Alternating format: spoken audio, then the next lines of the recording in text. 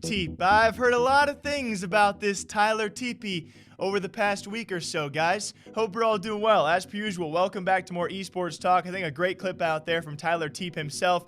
Talked a lot about a lot of things on his stream over the past week or so. A possible return to Call of Duty League talent. Really not sure what he wants to do on his future, because every time he goes back to Call of Duty, it takes away from his own personal stream. The guy's got a lot going on behind the scenes in terms of business deals as well, which, hey, maybe a guy like Tyler Teep would make a great Call of Duty owner in the future, right? Maybe he could team up with other people out there who want to invest into a future Call of Duty team. Who knows? But speaking of Call of Duty investments, in the past week or so, it's actually Teep taking his stream to make a great point that I definitely wanted someone to make out there. That being the reversion of 5v5 to 4v4 Call of Duty, the loss of many jobs out there, and the resetting of a bulk majority of the 12 teams we have in this league. I think Tyler makes a fantastic point when it comes time for establishing a brand and recognition in this league, and all of a sudden most teams have been gutted completely. I think by far a majority of teams, most of them are not even keeping one player. We have a few teams, of course, who kept two or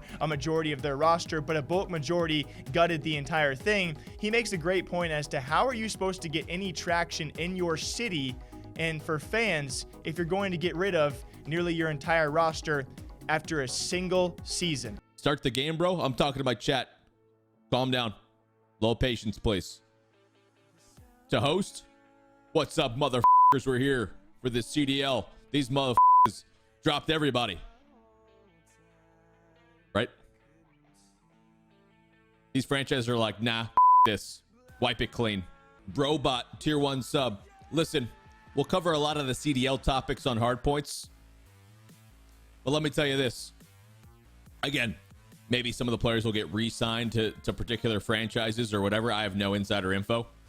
But let me tell you, what an investment, right?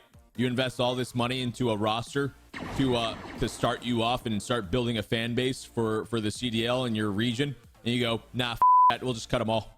Yo, Huntsmen fire, 33 months. Let's go. Yo, Zaddy, 4 months. You know what the reason I don't like about that? I totally understand. The circumstances are very interesting, right? We're going from 5v5 to 4v4. But it's like, what does that say to the fans of your team? I totally understand the whole business side of it, right? But like, what does that say to the fans? Oh, here's our team. People start rooting them on. Hopefully they do some work, right? They start attached to these players. They start to learn the personalities a little bit. And then they're like, all right, let's try this again. Fans support the team, not just players, though. Do you know how the COD scene works? You guys know how the COD scene works? Some players get viewers. Some don't. And this was really only a point I thought about when we first heard about the London Royal Ravens. You get rid of your twins. And again, they gutted most of that roster, but you get rid of two of your gigantic figures and two of your better, most prominent players as well. And when you come time to be a British team, right? You want to be the London Royal Ravens, and you scrap, ironically, you scrap your Brits. You scrap your twins, and, for fans over there, who are you set to cheer for if you all of a sudden have a reset on the entire roster? TeePee also says, do you know the Call of Duty scene, right? They certainly followed the boys, not always the brand. And that's been the case, at least for a few teams out there. Even further, it makes me think about, what about the teams who do not gut everything, right? You can name so many teams out there and lineups who pretty much, got rid of all of their players, so you can't really form stars or brands. What about the teams who didn't, though?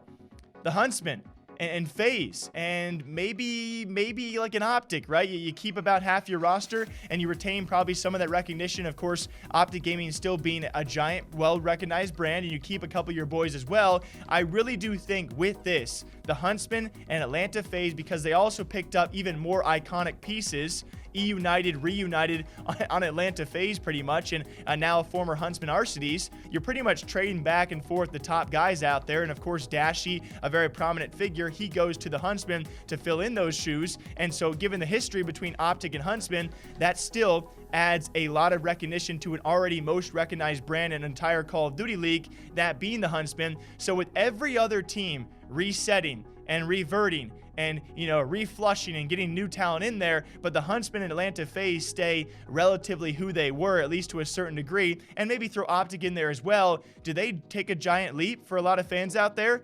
Yeah, I would say so. Do the Huntsmen solidify their stone as the most recognized Call of Duty brand still? Yes, very easily so. And it does concern me for the future of Call of Duty League if these teams keep on doing this kind of rehearsal. Are we ever going to have traction? Who knows? Who knows it all, guys? I am so high on hopes for the future of Call of Duty, but there are still so many concerns that go through my head. It's a weights and balances kind of thing. What do you guys think about this? Until next time, though, as per usual, you know what to do, all right? Drink that water. Drink that coffee. If you want to do me a favor, subscribe.